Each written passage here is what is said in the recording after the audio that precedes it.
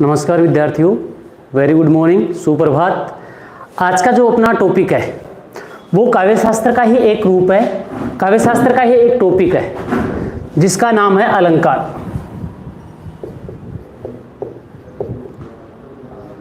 आज का अपना जो टॉपिक है काव्य शास्त्र का वो है अलंकार। यह अलंकार अपने बोर्ड की एग्जाम में 2 अंक का आएगा। कितने अंक का आएगा? 2 अंक का। अब ये अलंकार क्या है, अलंकार की परिभाषा क्या है, अलंकार के कितने प्रकार हैं और अलंकार के प्रमुख रूप कौन कौन से हैं, तो देखिए सिलसिलेवार इनका हम अध्ययन करते हैं। अलंकार 2 शब्दों से मिलकर बना हुआ है, एक तो अलम और दूसरा कार। अलम धन कार। अलम का शाब्दिक अर्थ होता है शोभा। अलम का शाब्दिक अर्थ होता है शोभा और कार का मतलब होता है करने वाला। कार का अर्थ क्या होता है? करने वाला, अर्थात जो शोभा को करे, जो शोभा को करे या जो शोभा बढ़ाए। शोभा करे या शोभा को बढ़ाए, एक ही बात है। अलम का अर्थ हुआ शोभा, कार का अर्थ होता है करने वाला। जो शोभा को करने वाला है वह क्या कहलाएगा? अलंकार कहलाएगा। अब यह अलम, इसका हमने शाब्दिक अर्थ निकाल लिया, कार का भी हमने शाब्दिक अर्थ निकाल लिया, लेकिन एक संज्ञा के रूप में, संज्ञा के रूप में इस अलंकार का शाब्दिक अर्थ आभूषण होता है। वैसे शाब्दिक अर्थ हमने निकाला, 2 टुकड़े कर दिए, अलम और कार। अलम का मतलब हुआ शोभा और कार का मतलब हुआ करने वाला। जो शोभा को करे वह क्या कहलाएगा? अलंकार कहलाएगा। लेकिन संज्ञा के रूप में यदि अलंकार का अर्थ निकालें, अलंकार का शाब्दिक अर्थ देखें तो उसका अर्थ होता है आभूषण। तो दोनों के रूप में ही परिभाषा सुन लीजिए, इसके रूप में परिभाषा सुन लीजिए और इसके रूप में परिभाषा क्या होती है कि काव्य के बाह्य शोभाकारी धर्म, काव्य के बाह्य शोभाकारी धर्म जो काव्य की शोभा को बढ़ाए, जो काव्य की शोभा को बढ़ाए वह क्या कहलाएगा? अलंकार कहलाएगा। अर्थात काव्य के बाह्य धर्म, काव्य के बाह्य धर्म जो काव्य की शोभा को बढ़ाए या शोभा में वृद्धि करे, शोभा में वृद्धि करता है, वह क्या कहलाएगा? अलंकार कहलाएगा। काव्य के बाह्य धर्म जो काव्य की क्या बढ़ाते हैं? शोभा में वृद्धि करते हैं या शोभा को बढ़ाते हैं, क्या कहलाएंगे? अलंकार कहलाएंगे। ये तो हमने क्या कर दी? अलम और धनकार की जो परिभाषा शाब्दिक अर्थ निकाल कर किया था उसकी परिभाषा कर दी। ठीक है। अब संज्ञा की जो आभूषण के रूप में हमने इसकी बात की है, शाब्दिक अर्थ निकाला है, वो शाब्दिक अर्थ आभूषण निकाला तो इसका अर्थ क्या निकल कर जाएगा? इसकी परिभाषा किस प्रकार बदलेगी? तो परिभाषा सुनिए कि जिस प्रकार आभूषणों से नारी शरीर की सुंदरता बढ़ती है, जिस प्रकार आभूषणों से नारी शरीर की सुंदरता बढ़ती है, नारी का सौंदर्य बढ़ता है, उसी प्रकार अलंकारों से काव्य की शोभा बढ़ती है। अलंकारों से किसकी शोभा बढ़ेगी? काव्य की शोभा बढ़ेगी, कविता की शोभा बढ़ेगी। रिपीट कर रहा हूं कि जिस प्रकार अलंकारों से या आभूषणों से, कुछ भी कह दीजिए, जिस प्रकार आभूषण से नारी शरीर की सुंदरता बढ़ती है उसी प्रकार अलंकारों से काव्य की शोभा बढ़ती है। क्लियर है? काव्य के बाह्य धर्म जो काव्य की शोभा बढ़ाते हैं वो भी अलंकार कहलाएंगे। साथ में हमने किसी नारी सुंदरता के लिए दे दिया तो नारी सुंदरता कब बढ़ेगी? आभूषणों से बढ़ेगी। तो उसी प्रकार काव्य की शोभा किससे बढ़ेगी? अलंकारों से बढ़ेगी। तो यहां एक बात तो तय हो गई कि आभूषण भी शरीर के ऊपरी रूप सौंदर्य को ही दिखाते हैं। आभूषण भी शरीर के ऊपरी जो रूप सौंदर्यता हमारा बाह्य जो आवरण है उसकी सुंदरता को बढ़ाते हैं। तो अलंकार जो होते हैं वो भी काव्य जो कविता होती है उसकी बाहरी सुंदरता में ही वृद्धि करते हैं। तो यहां पर बाह्य धर्म की बात आई है। किसकी बात आई है? बाह्य धर्म। बाह्य का मतलब बाहरी रूप, धर्म का मतलब होता है कुछ और। तो धर्म का अर्थ होता है यहां पर दो, एक तो शब्द के रूप में और दूसरा अर्थ के रूप में। क्लियर है? काव्य की शोभा बढ़ाने वाले बाह्य धर्म क्या कहलाएंगे? अलंकार कहलाएंगे। तो अलंकारों की हमने दूसरी संज्ञा के रूप में परिभाषा क्या दी थी कि नारी शरीर की सुंदरता आभूषणों से और काव्य की सुंदरता अलंकारों से बढ़ती है। क्लियर है यहां तक अपना टॉपिक? अब आचार्य दंडी ने भी इससे मिलती जुलती परिभाषा की है। आचार्य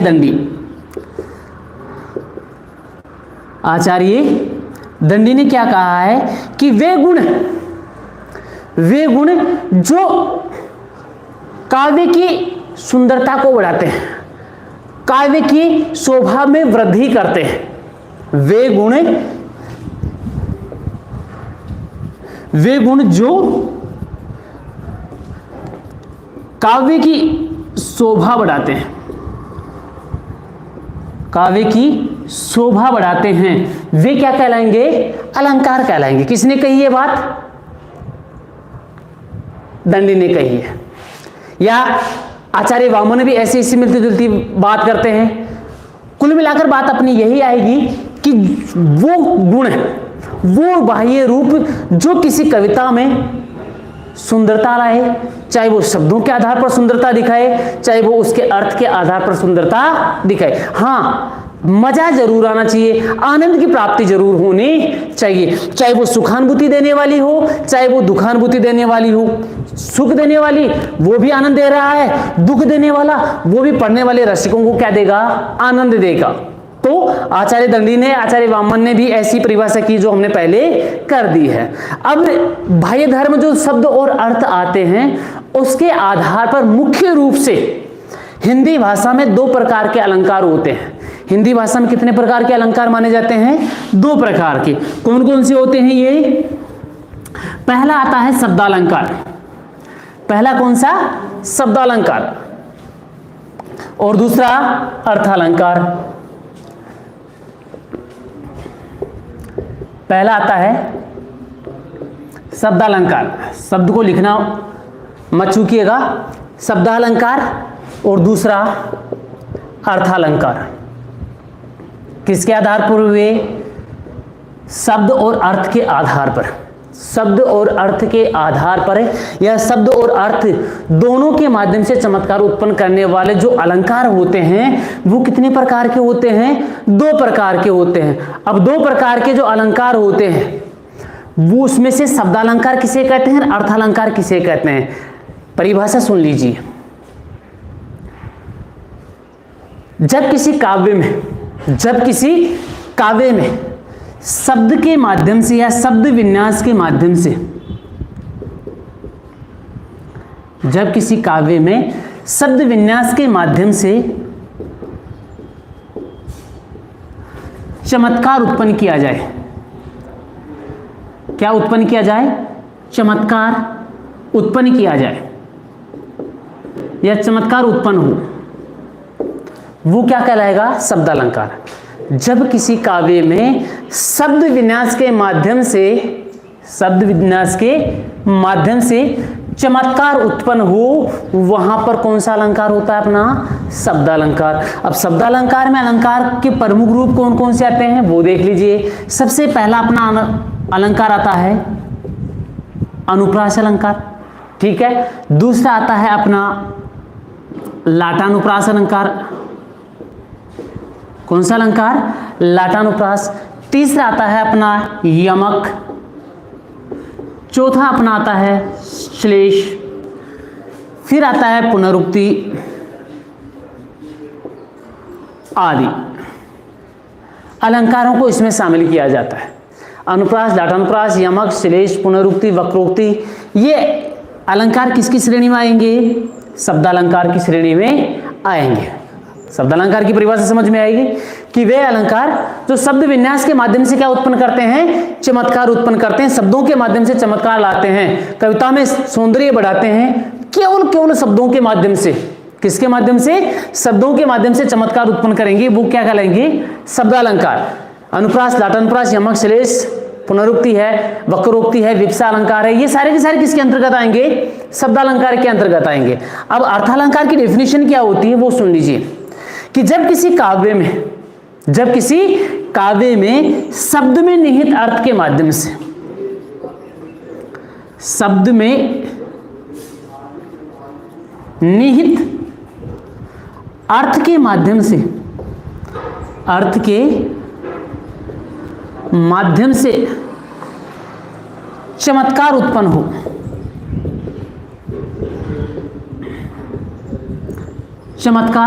हो, वो क्या कराएंगे? अर्थालंकार।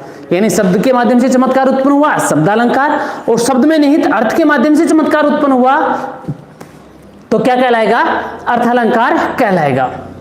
शब्द में चमत्कार उत्पन्न कर रहा है, शब्दालंकार बन गया। शब्द में हम अर्थ निकालेंगे और अर्थ के माध्यम से हमको आनंद की प्राप्ति होगी, चाहे वो सुखानुभूति हो, चाहे वो दुखानुभूति हो, कैसे भी भावना वाला वो अर्थ निकले, उस अर्थ के माध्यम से यदि काव्य में चमत्कार उत्पन्न होता है तो वहां पर कौन सा अलंकार बनेगा? अपना अर्थालंकार बनेगा। अब अर्थालंकार में प्रमुख अलंकार कौन कौन से आते हैं वो सुन लीजिए। सबसे पहला अपना उपमा, रूपक, उत्प्रेक्षा, विभावना, विरोधाभास आदि अलंकारों को इसके अंतर्गत शामिल किया जाता है। उपमा, रूपक है, उत्प्रेक्षा है, विभावना है, विरोधाभास है। इसके अलावा आपका जो दृष्टांत अलंकार है वो भी इसके अंतर्गत ही आता है। अब इन दोनों के माध्यम से एक पुरानी बात है, दोनों के माध्यम से एक चमत्कार और बन जाता है, इन दोनों के माध्यम से। और वो कौन सा अलंकार बनेगा? अपना कौन सा अलंकार बनेगा? वो बनेगा अपना विभावना अलंकार। कौन सा? सॉरी, उभयालंकार। कौन सा बनेगा? उभयालंकार। शब्द और अर्थ दोनों के माध्यम से, दोनों को मिलाकर एक अलंकार बना, जिसका नाम क्या बना? उभयालंकार। किसे कहते हैं? कि जब किसी काव्य में शब्द और अर्थ दोनों के माध्यम से या दोनों के आश्रित रहकर, जब किसी काव्य में शब्द और अर्थ दोनों के आश्रय में रहकर के दोनों के माध्यम से ही चमत्कार उत्पन्न हो, यानी शब्द और अर्थ दोनों पर आश्रित रहेगा और दोनों पर आश्रित रह करके दोनों को ही चमत्कार के रूप में उत्पन्न करेगा, दोनों के माध्यम से ही चमत्कार उत्पन्न होगा, वहां कौन सा अलंकार बनेगा? आपका उभयालंकार बनेगा। इस उभयालंकार का प्रयोग हमारी हिंदी भाषा में नथिंग, बिल्कुल नहीं होता, हम इसका प्रयोग नहीं करते। शब्द और अर्थ दोनों के माध्यम से चमत्कार उत्पन्न किया जाए, वहां पर उभयालंकार होता है। बहुत से विद्वान इसमें श्लेष, वक्रोक्ति आदि अलंकारों को, संस्कृति आदि अलंकारों को इसमें मानते हैं, लेकिन श्लेष और वक्रोक्ति है वो किस में जाएगा? शब्दालंकार के अंतर्गत ही जाएगा। तो इसका प्रयोग हमारी हिंदी भाषा में न के बराबर होता है। अब यह यूं कह दिया जाए कि नहीं के बराबर होता, नहीं होता। तो हमारी हिंदी भाषा में दो प्रकार के अलंकार, एक शब्दालंकार, दूसरा अर्थालंकार। अब शब्दालंकार और अर्थालंकार दोनों को हम लेकर के जो हमारे प्रमुख अलंकार हैं उनकी हम बातचीत करते हैं। तो सबसे पहला हमारा जो अलंकार का टॉपिक है, प्रमुख अलंकार है, वो आता है अपना अनुप्रास अलंकार। कौन सा अलंकार? अनुप्रास अलंकार। किसे कहते हैं अनुप्रास अलंकार? कितने शब्दों से मिलकर बना है, कितने इसके पार्ट हैं, कितने प्रकार के ये होते हैं। प्रमुख अलंकारों की श्रेणी में देख लीजिए कौन कौन से अलंकार आते हैं। सबसे पहला जो अलंकार आता है वो आता है अपना अनुप्रास अलंकार।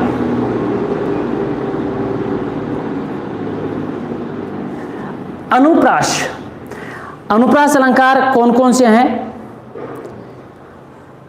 क्या इसका अर्थ है, कितने शब्दों से मिलकर बना है। यह अनुप्रास अलंकार अनु, प्रय और आस, अनु, प्रय और आ शब्दों से मिलकर बना है। कितने शब्दों से? 3 शब्दों से, अनु, प्रय और आस। अनु का अर्थ होता है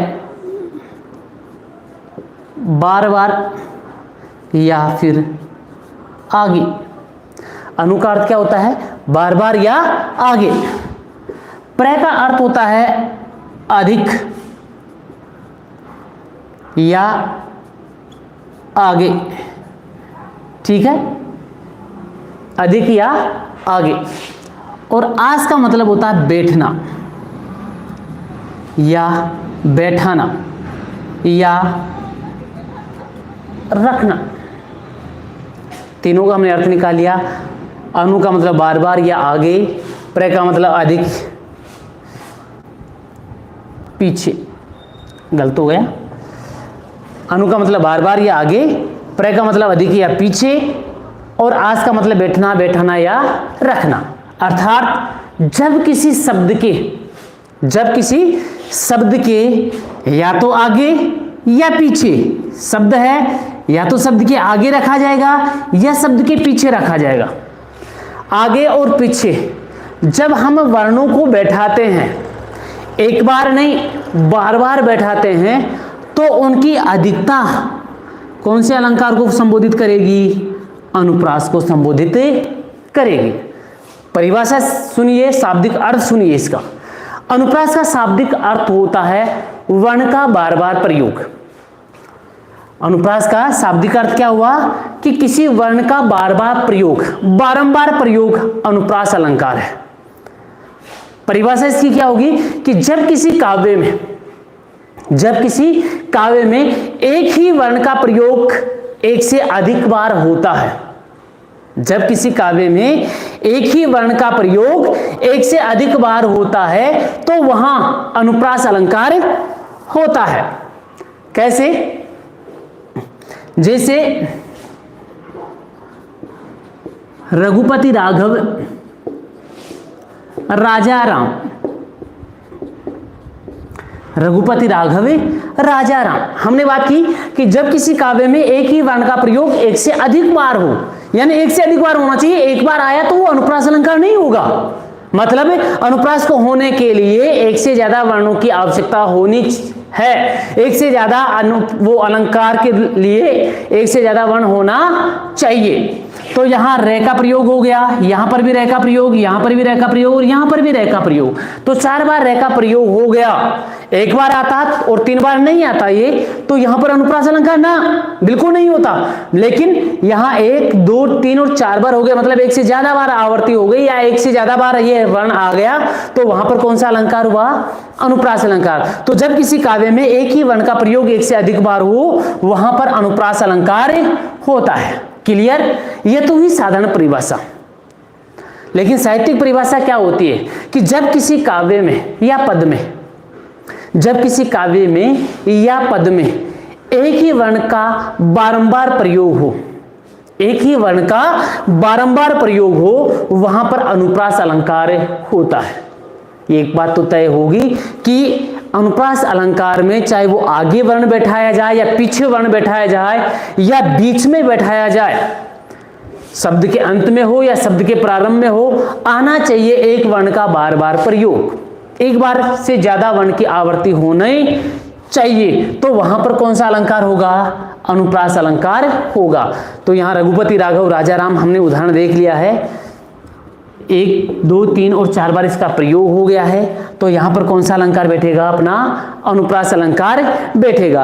अब अनुप्रास अलंकार की बात करते हैं तो इसकी जो मुख्य प्रकार हैं, मुख्य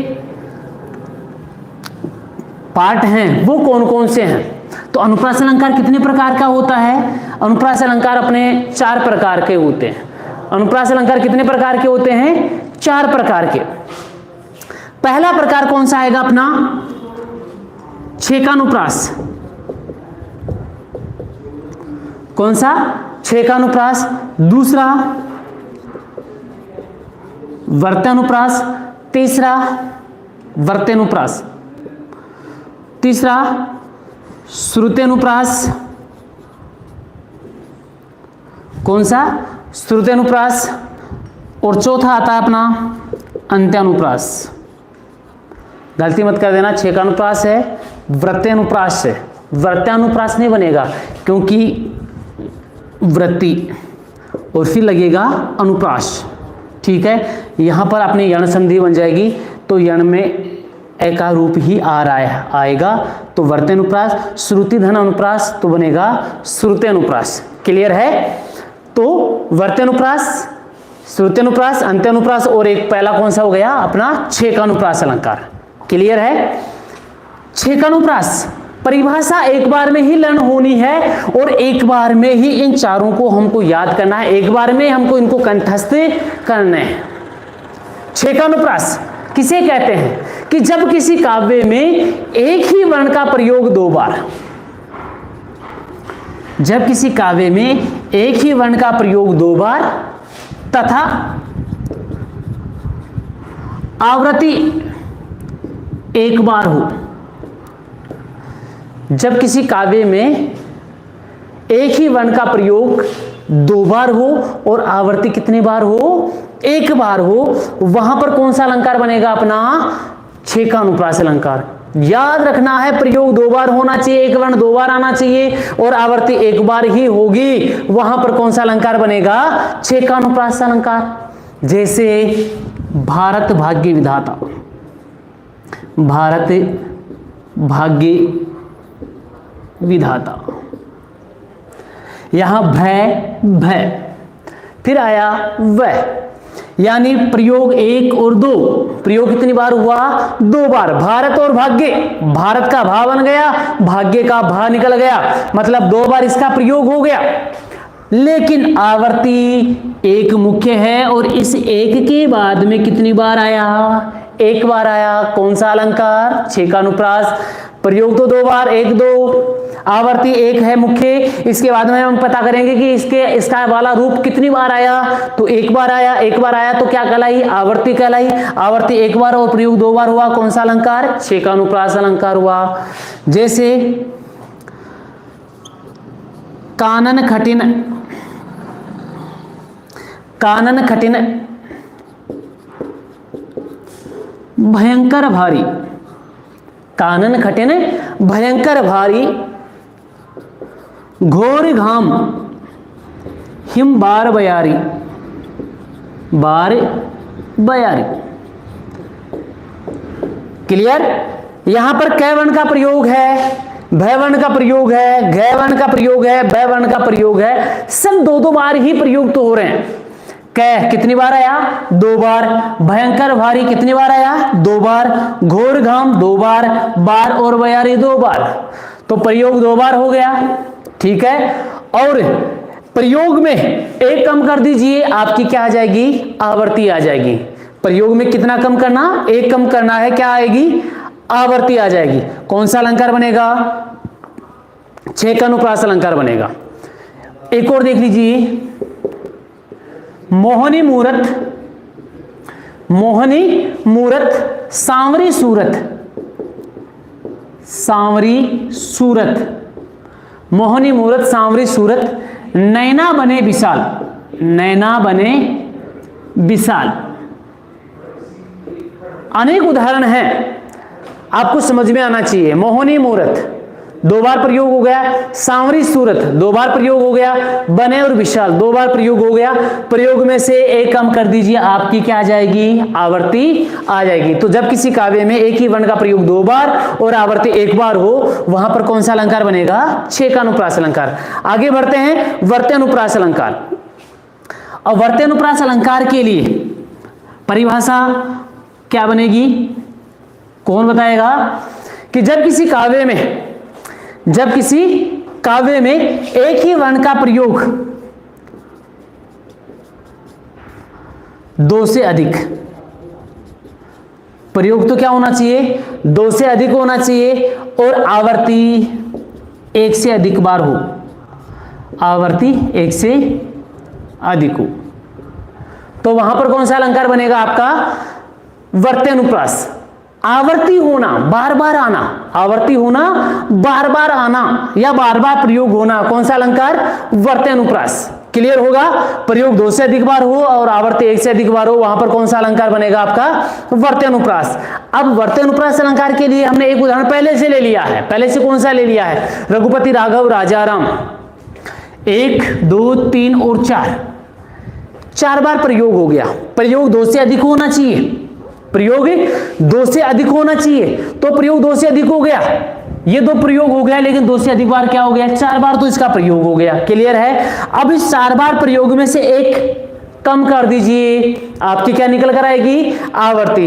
तो 3 बार क्या हो गई? आवर्ती हो गई। क्लियर। 4 बार प्रयोग हो गया और आवर्ती कितने बार हो गई? 3 बार। कौन सा अलंकार बनेगा आपका? वर्त्यानुप्रास अलंकार बनेगा। कौन सा? वर्त्यानुप्रास अलंकार। अब देखिए, गंध गुलाब की, गंध गुलाब की, गवही गाहक कौन? ठीक है। गंधी गंध गुलाब की, गवही गाहक कौन? अब यहां पर गए 1 2 3 4 और 5। कितनी बार प्रयोग हुआ? 5 बार इसका प्रयोग हुआ है। गै वर्ण का प्रयोग 5 बार हुआ है, मतलब 2 से अधिक बार। क्लियर। लेकिन आवर्ती देख ली जाए तो 5 में से 1 कम कर दीजिए, क्योंकि एक तो क्या होती है आपकी? मुख्य होती है, और मुख्य में से 1 कम कर दीजिए, क्योंकि इसके बाद तो पता चलेगा कि ये गै वर्ण कितनी बार आया है। तो ये एक मुख्य होता है, एक के बाद में जितनी आएगी वो आवर्ती आएगी। तो कौन सा अलंकार बनेगा अपना? वर्त्यानुप्रास अलंकार बनेगा। क्लियर है। कौन सा अलंकार? वर्त्यानुप्रास। फिर आता है श्रुत्यानुप्रास अलंकार।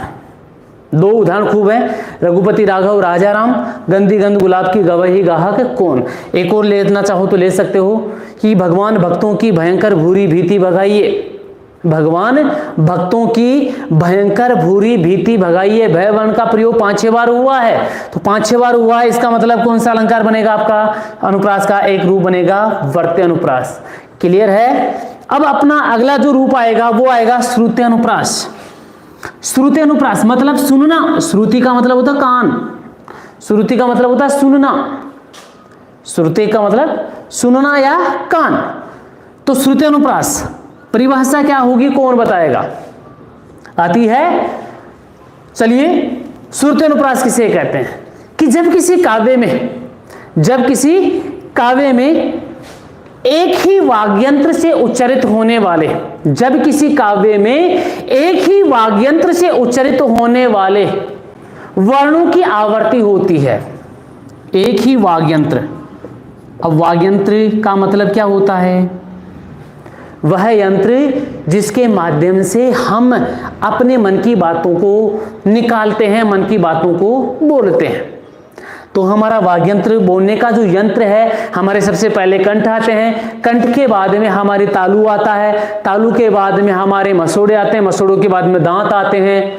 ठीक है। दांतों के बाद में अपने होंठ आते हैं। तो ये हमारे बोलने के यंत्र हैं, ये हमारे बोलने की क्या है? यंत्र हैं। तो परिभाषा इसी से मिलकर बनी है, क्योंकि आवाज या तो कंठ से निकलेगी, या तालु से निकलेगी, या अपने होठों से, दांतों से, मसोड़ों से, इन्हीं से निकलेगी, इनके अलावा किसी से नहीं निकलेगी। तो आप कहो कि वाग्यंत्र बोलने का यंत्र अपनी जीभ भी है, तो विद्यार्थियों, जीभ बोलने का सहायक यंत्र है, खुद यंत्र नहीं है, सहायक यंत्र है। क्योंकि जीभ तो हर किसी पाठ के साथ लगने वाली है, चाहे वो अपने मसोड़ों के लगे, चाहे वो अपने दांतों के लगे, चाहे वो अपने तालू के लगे, किसी के भी लगे। जीभ के बिना तो कोई बोला ही नहीं जा सकता। तो जीभ तो अपना सहायक यंत्र है, लेकिन मुख्य यंत्र, बोलने का यंत्र जिनसे आवाज निकलती है, वो हमारे कंठ, तालु, इसके अलावा मूर्धा, दांत, हमारे होठ, है ना। ये सारे के सारे क्या है? वाग्यंत्र है। तो जब किसी काव्य में एक ही वाग्यंत्र से उच्चारित होने वाले वर्णों की आवर्ती होती है, एक ही वाग्यंत्र से उच्चारित होने वाले वर्णों की क्या होती है? आवृत्ति होती है। तो वहां पर कौन सा अलंकार बनेगा आपका? श्रुत्यानुप्रास अलंकार। श्रुति का मतलब सुनना, तो जब किसी काव्य में एक ही वाग्यंत्र से उच्चारित होने वाले वर्णों का प्रयोग हो, आवर्ती हो, तो वहां पर कौन सा अलंकार बनेगा? श्रुति अनुप्रास। कैसे बनेगा?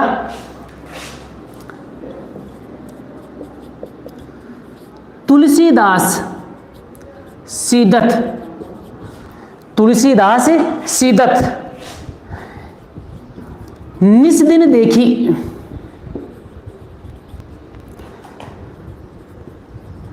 तुम्हारी निठुराई। तुलसीदास सीदत निस दिन देखी तुम्हारी निठुराई। इसमें जितने भी ये वर्ण हैं, उन वर्णों का अधिकांश जो वर्ण है वो एक ही वाग्यंत्र से निकला है, चाहे वो कोई सा भी रूप हो। तो यहां पर तय, लय, से, द, से कितने वर्ण हुए? 5। 5 के अलावा ये 3, 5 और 3 8, 8 और ये 4 12, 12 और 1 13, 14 15। ये 15 वर्ण कौन से वर्ण? ये 15 वर्ण आपके एक ही वाग्यंत्र से निकले हैं, जिसको हम क्या कहते हैं? दंते वर्ण कहते हैं। कौन सा वर्ण? दंते। मतलब इनका जो उच्चारण स्थान है, इनका जो वाग्यंत्र है वो दांत हैं। वो क्या है? दांत। तो एक ही वाग्यंत्र से इनका क्या हुआ है? उच्चारण हुआ है। एक ही वाग्यंत्र से उच्चारण हुआ है, तो यहां पर कौन सा अलंकार बनेगा आपका? श्रुति अनुप्रास अलंकार। क्लियर है? ऐसा ही दंते का एक और उदाहरण दे देता हूं, साफ कर देता हूं मैं इसको। ऐसा ही उदाहरण और देख लीजिए। दिनांत थावे, दिनांत थावे दिननाथ डूबते, दिनांत थावे दिननाथ डूबते, सैधेनु आते, सैधेनु आते, ग्रह ग्वाल बाल थे, ग्रह ग्वाल बाल थे। अब ये जो जितने भी शब्द आए हैं, उनमें भी अधिकांश जो शब्द हैं वो किसके हैं? दंते के हैं। द, न, त सारे के सारे हैं। इसके अलावा द, न किसके हैं? दंते के। त, से, ध, न, त किसके आए? ल, ये सारे किसके आए हैं? दंते वर्ण आए। दंते वर्ण होने की वजह से कौन सा अलंकार आएगा आपका? श्रुति अनुप्रास अलंकार आएगा। कौन सा अलंकार आएगा? श्रुति अनुप्रास। और एक सीधा सा दूसरा उदाहरण और देता हूं मैं कि कमल खिल गया, कमल खिल गया और घना हो गया, कमल खिल गया और घना हो गया। यहां पर क्या आ गया? ख आ गया, ग आ गया और घ आ गया। मतलब कौन सा अलंकार बनेगा? श्रुति अनुप्रास अलंकार। ये प्रारंभ में भी आ सकते हैं, अंत में भी आ सकते हैं। आना चाहिए अधिकांश एक ही वाग्यंत्र का उच्चारण, एक ही वाग्यंत्र का प्रयोग। एक ही वाग्यंत्र का प्रयोग होने की वजह से कौन सा अलंकार बनेगा? अपना श्रुति अनुप्रास अलंकार बनेगा। अब अपना बचा लास्ट का अंत्यानुप्रास। कौन सा अलंकार बना? अंत्यानुप्रास। अब अंत्यानुप्रास अलंकार के लिए, अंत्य का मतलब अंत का, अर्थात जो वर्ण शब्द के अंत में हो, जो वर्ण शब्द के अंत में हो या फिर पद के अंत में हो, जो भी होगा वो कौन सा अलंकार होगा? अंत्यानुप्रास अलंकार होगा। तो जब किसी काव्य में एक ही वर्ण का प्रयोग शब्द के या पद के अंत में बार बार होता है, वहां पर अंत्यानुप्रास अलंकार होता है। तो नभलाली, नभलाली चाली निशा, चाली निशा, नभलाली चाली निशा, चटकाली विदुकीन, चटकाली विदुकीन। अब नभ लाली चाली निशा चटकाली, तो यहां लाली चाली चटकाली, यहां पर भी आ और ई का स्वर आ रहा है। आ रहा है कि नहीं आ रहा? देखिए ध्यान से, आ और ई। क्लियर है? आ और ई, आ और ई, यानी शब्द के अंत में वर्ण का प्रयोग हो रहा है। आ और ई आ रहा है, आ और ई आ रहा है, यहां पर भी आ और ई आ रहा है। मतलब जब किसी काव्य में एक ही वर्ण का प्रयोग शब्द के अंत में या पद के अंत में बार बार होता है, वहां पर कौन सा अलंकार होता है? अंत्यानुप्रास अलंकार होता है। एक दूसरा उदाहरण और देता हूं, अच्छी तरह से समझ में आए। कौन सा है? देखिए ध्यान से। कहते नटत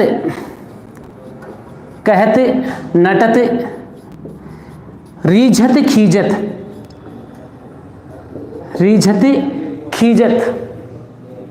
मिलत खिलत लजियात,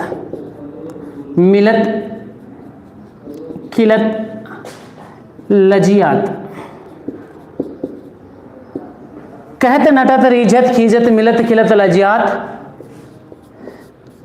भरे भून में करत है नैनन ही सो बात। ठीक है, शब्द के अंत में तय आ रहा है। ठीक है, अब शब्द के अंत में भी तय वर्ण का प्रयोग हो रहा है, अंत में बार बार आ रहा है। शब्द के अंत में भी हम देख सकते हैं, लेकिन यहां पर भी देख सकते हैं ए तय और ए तय। क्लियर है? यानी एक ही वर्ण का प्रयोग बार बार हो रहा है, अंत में हो रहा है। कौन सा अलंकार? अंत्यानुप्रास। पद के अंत में देखिए लजियात, आ और तय, यहां पर आ रहा है बात, आ और तय। तो जब किसी काव्य में एक ही वर्ण का प्रयोग शब्द के अंत में या पद के अंत में होता है, तो वहां अंत्यानुप्रास अलंकार होता है। ऐसा उदाहरण और देख लीजिए। शेष महेश गणेश दिनेश, शेष महेश गणेश दिनेश, शेष महेश गणेश दिनेश सुरेश जाके पार न पावे, ताही अहिर की छोरियां छचिया भर छाछ पे नाच नचावे। लास्ट का लिखा है मैंने, शेष महेश गणेश दिनेश सुरेश जाके पार न पावे। यहां से फिर पावे चावे, शब्द का प्रयोग कोई सा भी हो, पद लिखने में किसी भी प्रकार की कोई दिक्कत नहीं है। शेष महेश गणेश दिनेश सुरेश, यानी शय वर्ण का प्रयोग आ रहा है, शब्द के अंत में आ रहा है, ए आ रहा है, ए यहां पर सब में देख लीजिए। और अंत में भी क्या आ रहा है? पावे और चावे, यानी आ और ए का प्रयोग हो रहा है। यहां पर भी आ और ए का प्रयोग हो रहा है। अंत में आ रहा है, पद के अंत में आ रहा है, शब्द के अंत में आ रहा है। कौन सा अलंकार बनेगा? अंत्यानुप्रास। वंस अगेन रिपीट, शेखानुप्रास में एक ही वर्ण का प्रयोग दो बार, आवर्ती एक बार होती है। वर्त्यानुप्रास में एक ही वर्ण का प्रयोग दो से अधिक बार होता है और आवर्ती एक से अधिक बार होती है। श्रुत्यानुप्रास में एक ही वाग्यंत्र का प्रयोग किया जाता है और एक ही वाग्यंत्र से उच्चारित होने वाले वर्णों का प्रयोग किया जाता है। अंत्यानुप्रास में एक ही वर्ण का प्रयोग अंत में या तो शब्द के अंत में होगा या पद के अंत में किया जाएगा। वहां पर कौन सा अलंकार होगा? आपका अंत्यानुप्रास अलंकार होगा। अब अगला जो टॉपिक आता है अपना, कुछ विद्वान लाटानुप्रास अलंकार को अनुप्रास का ही एक रूप मानते हैं। कौन से अलंकार को? लाटानुप्रास अलंकार। नाम सुना है पहले? लाटानुप्रास अलंकार, कुछ विद्वान इसको अनुप्रास का ही एक रूप मानते हैं। परिभाषा कौन बताएगा? लाटानुप्रास आती है परिभाषा? कोई बताएगा?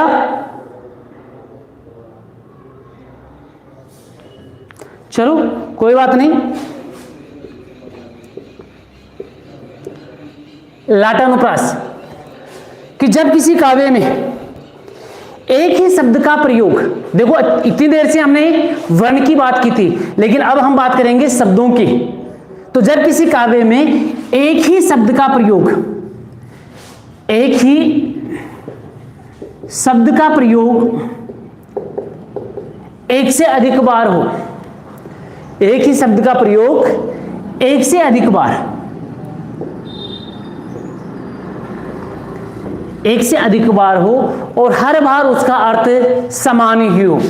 जब किसी काव्य में एक ही शब्द का प्रयोग एक से अधिक बार हो और हर बार उसका अर्थ समान ही हो, किंतु अन्य शब्द के साथ हम क्या करेंगे, अन्वय करेंगे तो उस शब्द के अर्थ में परिवर्तन आ जाएगा। यानी एक ही शब्द का प्रयोग एक से अधिक बार हो रहा है और हर बार उसका अर्थ समान निकल रहा है, लेकिन उस शब्द का अन्य शब्दों के साथ हम जब प्रयोग करेंगे, अन्य शब्दों के साथ उसको रखेंगे और उसका अर्थ निकालेंगे, तब उसके अर्थ में क्या आ जाएगा, परिवर्तन आ जाएगा। ऐसा अलंकार हमारा क्या कहलाएगा, लाटानुप्रास अलंकार कहलाएगा। तो कैसे कि वे घर हैं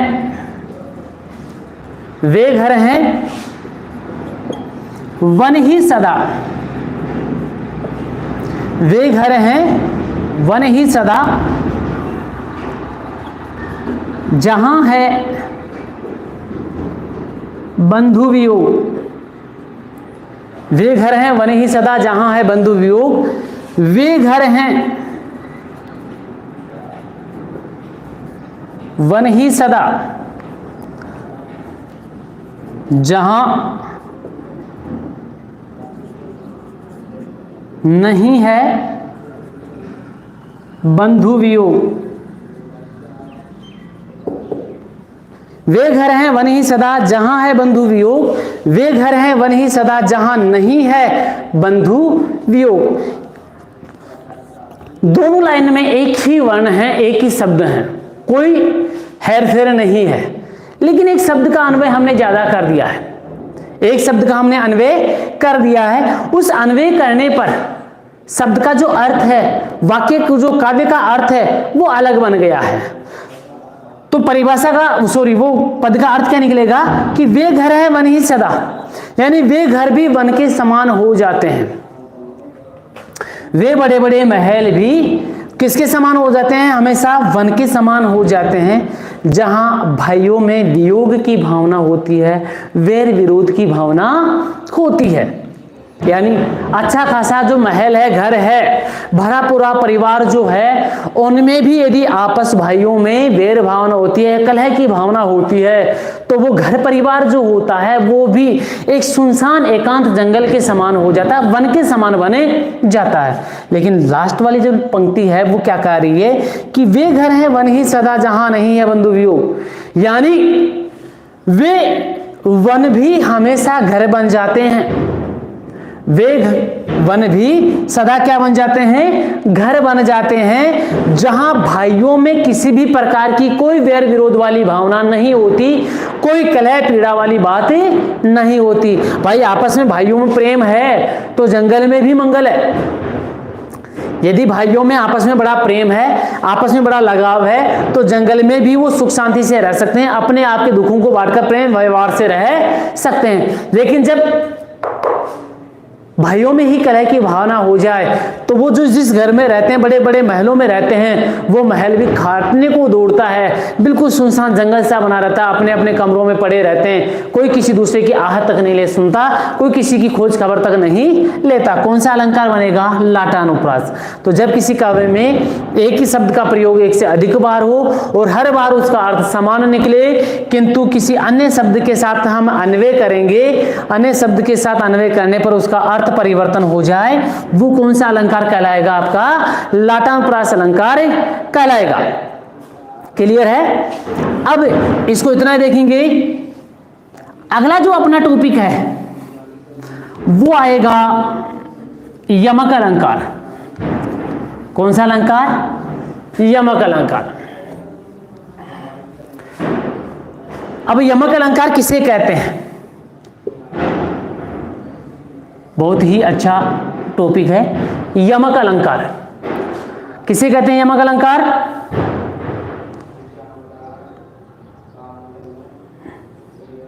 ठीक, यमक अलंकार कि जब किसी काव्य में, ध्यान रखना ये लाटानुप्रास जैसा अलंकार है। किसके जैसा?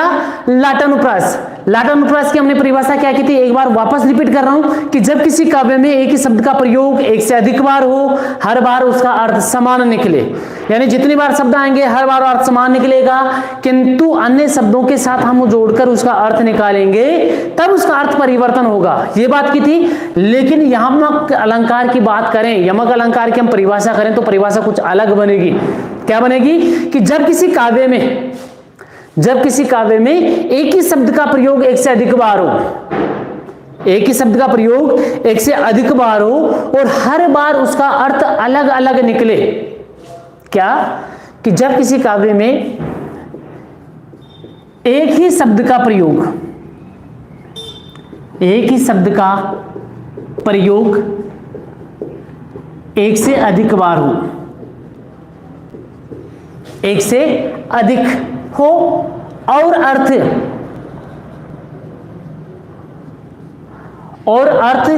हर बार अलग अलग हो, हर बार कैसा हो? अलग अलग हो, तो वहां पर कौन सा अलंकार? यमक अलंकार। जब किसी काव्य में एक ही शब्द का प्रयोग एक से अधिक बार होगा और हर बार उसका अर्थ अलग अलग होगा, यानी जितनी बार शब्द आएगा उतनी बार ही उसका अर्थ भिन्न भिन्न होगा, वहां पर कौन सा अलंकार होगा? यमक अलंकार होगा। कैसे होगा? उदाहरण देखिए,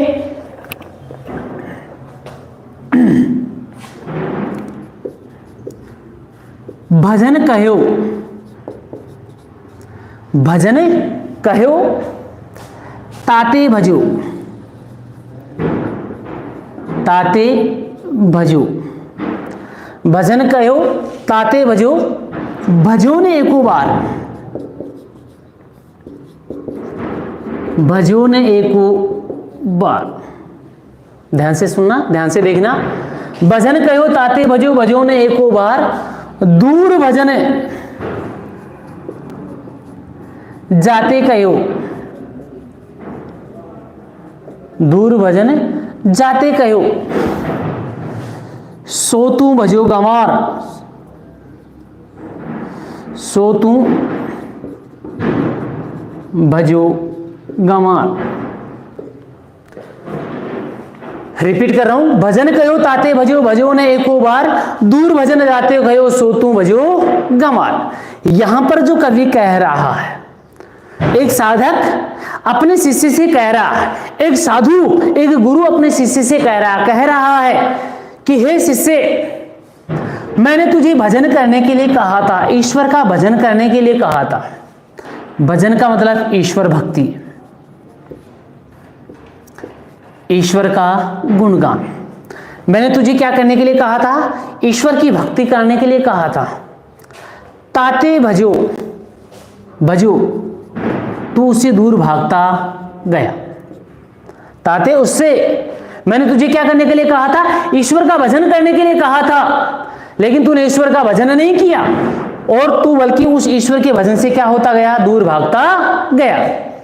भजो ने एको बार, और एक बार भी ईश्वर का तूने भजन नहीं किया। भजो ने एको बार, और एक बार भी क्या नहीं किया? ईश्वर का भजन नहीं किया। दूर भजन जाते कहो, अब मैंने तुझे को दूर भागकर जाने के लिए कहा था, भाग जाने के लिए कहा था, दूर भागकर जाने के लिए कहा था। किससे? माया मोह से। मैंने जिस चीज माया मोह से तेरे को दूर भागने के लिए कहा था, हे गंवार, हे मूर्ख शिष्य, तूने उसी का क्या कर लिया? गुणगान कर लिया, उसी का भजन कर लिया, उसी का क्या कर लिया? भजन कर लिया। क्या सुना? भजन कहो ताते भजो, भजो ने एको बार, दूर भजन जाते कहो, सो तू भजो गंवार। ईश्वर की प्रार्थना करने के लिए, ईश्वर की स्तुति करने के लिए एक गुरु अपने शिष्य को संदेश दे रहा है एक शिष्य को, गुरु एक कथन कह रहा है, क्या कह रहा है कि हे शिष्य, मैंने तेरे को ईश्वर का भजन करने के लिए कहा था। यहाँ भजन का मतलब ईश्वर भक्ति हो गई। ताते बजो तू उससे दूर भागता गया। बजो का मतलब भागना। बजो ने एक बार भजन नहीं किया, तूने एक बार भी ईश्वर का एक बार तूने गुणगान नहीं किया। दूर भजन जाते कहो, दूर भाग कर जाने के लिए तेरे को मैंने जिस चीज के लिए कहा था, मैंने तेरे को ईश्वर का भजन करने के लिए कहा था और माया मोह से तेरे को दूर भागने के लिए कहा था। ईश्वर का भजन कर ले और माया मोह को तू त्याग दे। ये बात मैंने तेरे से कही थी। कौन कह रहा है? शिष्य से गुरु कह रहा है। लेकिन शिष्य गुरु की बात को न मान करके क्या कह रहा है कि दूर भजन जाते गए हो, दूर भागने के लिए जिस चीज गुरु ने दूर भागने के लिए कहा था, शिष्य ने क्या कर लिया? उसी को अपने जीवन में अपना लिया, उसी का क्या कर लिया? गुणगान कर लिया। यानी माया मोह से दूर भागने के लिए कहा था, शिष्य ने उसको तो अपना लिया, और गुरु ने जिस ईश्वर को भजन करने के लिए कहा था, शिष्य ने उसका क्या कर दिया? त्याग कर दिया। मतलब यहाँ भजन का दो बार प्रयोग हुआ, दोनों बार अलग अलग अर्थ निकला। एक भजन का मतलब ईश्वर की भक्ति हो गई और दूसरे भजन का मतलब क्या हुआ? भाग जाना हुआ। यहां पर भजो शब्द का प्रयोग 3 बार हुआ है। तो एक भजो का मतलब भागना, दूसरे भजो का मतलब भजन करना, और तीसरे का फिर क्या आ गया? गुणगान करना या ईश्वर का भजन करना। तो मतलब क्या निकला कि जब किसी काव्य में एक ही शब्द का प्रयोग जितनी बार होगा उतनी बार ही उसका अर्थ अलग अलग निकलेगा। कौन सा अलंकार बनेगा? अपना यमक अलंकार बनेगा। एक ऐसा उदाहरण और देख लीजिए। दूसरा उदाहरण देखिए क्या है। तो पर वारो उर्वशी, तो पर वारो उर्वशी, तो पर वारो उर्वशी, सुन राधिके सुजान, सुनो राधिके सुजान, तो पर वारो उर्वशी, सुनो राधिके सुजान, तू मोहन के उर्वशी हवे उर्वशी समान। ध्यान दीजिए, यहां पर पद कह रहा है कि तोपर वारो उर्वशी सुनो राधिके सुजान। कवि बिहारी जी राधा जी को संबोधित करते हुए कह रहे हैं कि हे राधा जी, मैं तुम्हारी सुंदरता पर, तुम्हारे सौंदर्य पर, जो देवलोक की अप्सरा उर्वशी है, उस उर्वशी के सौंदर्य को भी तुम्हारे ऊपर न्योछावर कर सकता हूं। तो पर वारो, तेरे पर वार सकता हूं, न्योछावर कर सकता हूं। किसको? उर्वशी, देवलोक की जो अप्सरा है, उर्वशी है, उसको भी तुम्हारे सौंदर्य के आगे न्योछावर कर सकता हूं। आप इतनी सुंदर हैं, इतनी रूपवान है कि आपसे ज्यादा कोई संसार में रूपवान है ही नहीं। इसलिए आपकी सुंदरता पर जो देवलोक की सबसे बड़ी अप्सरा है, उसके सौंदर्य को भी मैं न्योछावर कर सकता हूं। जब आप इतने सुंदर रूपवान है तो क्या किया जाए? तू मोहन की उर्वशी, इसलिए आप इतनी सुंदर हैं तो तू मोहन जो श्री कृष्ण है उसके हृदय में क्या हो जाइए? उर्वशी। उर्वशी, उर का मतलब हृदय, वसी का मतलब बस जाओ। इसलिए जब इतने सुंदर हो तो तुम मोहन की किस में बस जाओ? हृदय में बस जाओ। किसके समान होकर?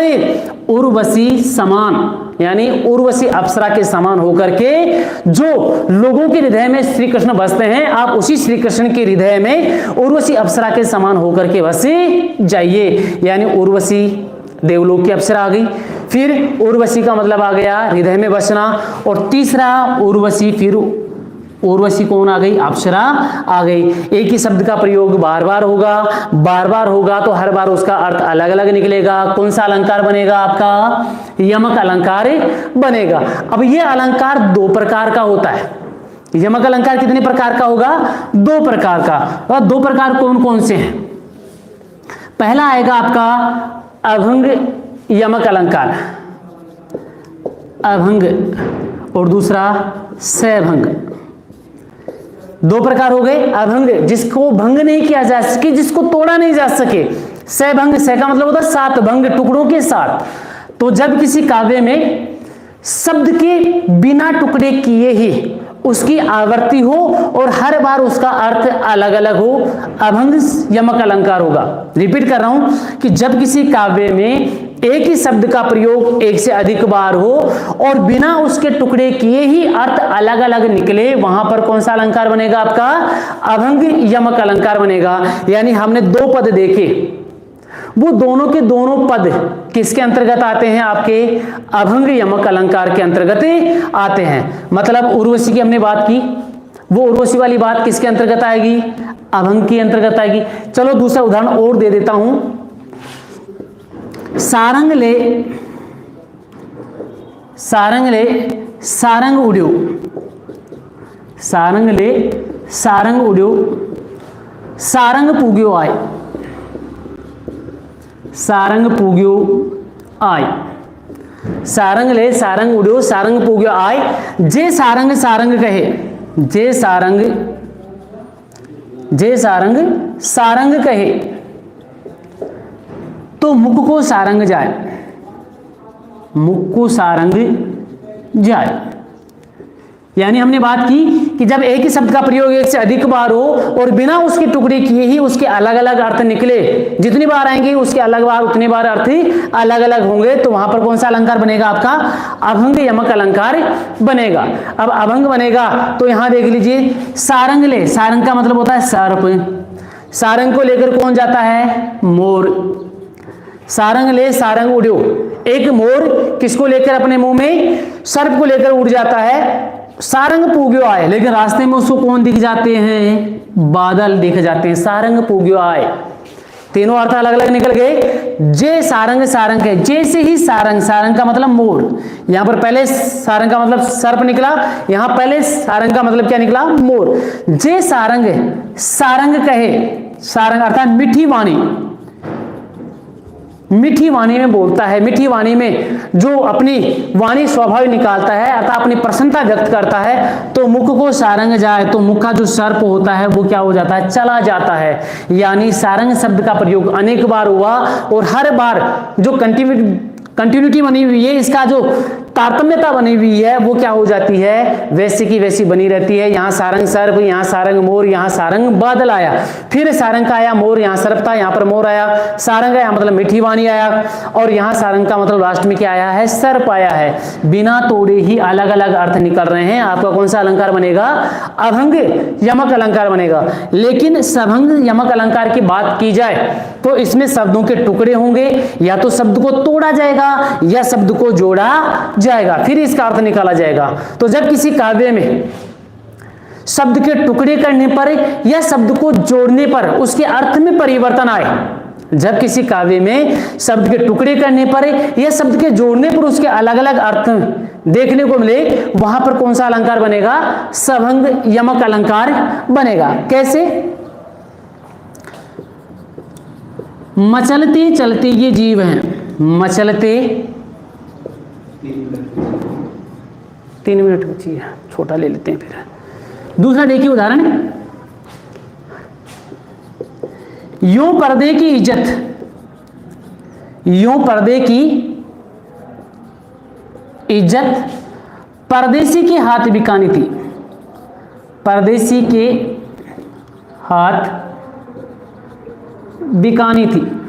ठीक है, हमने बात की थी कि या तो शब्दों को हम जोड़ेंगे या शब्दों को हम क्या करेंगे? तोड़ेंगे, और तोड़ने के बाद उसकी आवृत्ति हमको दिखाई देगी, तो वहां पर कौन सा अलंकार बनेगा? सभंग। तो यहां पर्दे की इज्जत परदेसी के हाथ, यहां पर्दा, पर्दे मतलब मान मर्यादा। जो हमारी माता बहनें हैं जो पर्दे में रहती थी, जिनकी आबरू, जिनका रूप हमेशा लज्जा से बना हुआ था, उस लज्जा को, उस इज्जत को हमने क्या कर दिया?